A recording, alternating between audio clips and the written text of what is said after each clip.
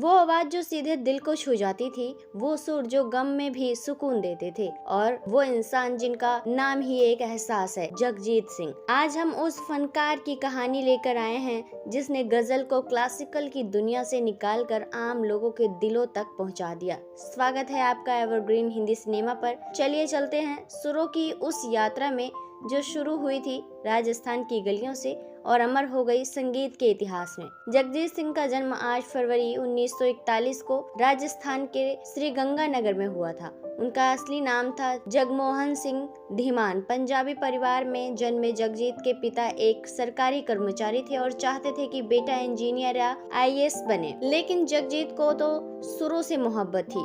बचपन से ही उनका रुझाव संगीत की ओर था। उन्होंने पंडित छंगन लाल शर्मा से शास्त्रीय संगीत की तालीम लेकर की, बाद में ख्याल ठुकरी और ध्रुपद जैसी विधाओं में प्रशिक्षण किया। जालंधर में पढ़ाई के दौरान उन्होंने ऑल इंडिया रेडियो पर परफॉर्म करना शुरू कर दिया। 1965 में जगजीत जी मुंबई आए, सपनों की नगरी, लेकिन यहाँ कोई रेड कारपेट बिछा नहीं था। आवाज में दर्द था, लेकिन बाजार को नई आवाजों की कद्र नहीं थी। विज्ञापन, छोटे मोटे गाने और कभी बैकअप सिंगर, इसी तरह से करियर की शुरुआत हुई। इन्हीं दिनों उनकी मुलाकात हुई चित्रा सिंह से, जो खुद एक बेहतरीन गायिका थी। धीरे धीरे दोनों करीब आए और फिर शादी कर ली।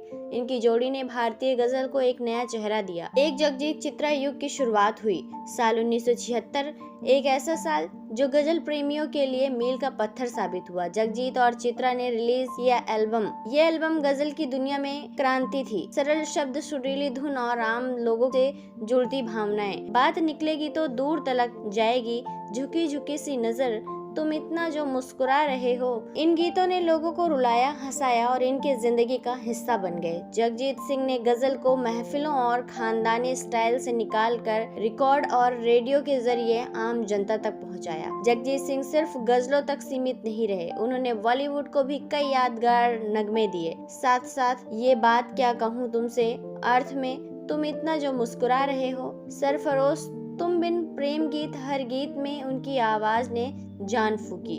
उन्होंने कई सीरियल्स और धार्मिक एल्बम्स में भी यादगार काम किया। 1980 के अंत में एक ऐसा हादसा हुआ जिसने उनकी जिंदगी को झकझोर कर रख दिया। उनके इकलौते बेटे विवेक की एक सड़क दुर्घटना में मौत हो गई। यह हादसा इतना गहरा था कि चित्रा सिंह ने हमेशा के लिए गाना छोड़ दिया, लेकिन जगजीत ने इस दर्द को सुरों में ढाल दिया। उनके गीतों में अब और भी ज्यादा गहराई और दर्द दिखने लगा, लेकिन फरियाद जैसे गानों में इस दर्द को साफ महसूस किया जा सकता है। जगजीत सिंह ने जीवन भर संगीत को पूजा की तरह निभाया। उनकी आखिरी परफॉर्म भी मुंबई के एक कंसर्ट में हुई, जहां उन्होंने कहा था, जब तक आवाज साथ दे रही है मैं गाता रहूंगा। 2011 में ब्रेन हैमरेज के चलते उन्हें अस्पताल में भर्ती कराया गया। 10 अक्टूबर 2011 को इस महान कलाकार ने दुनिया को अलविदा कह दिया।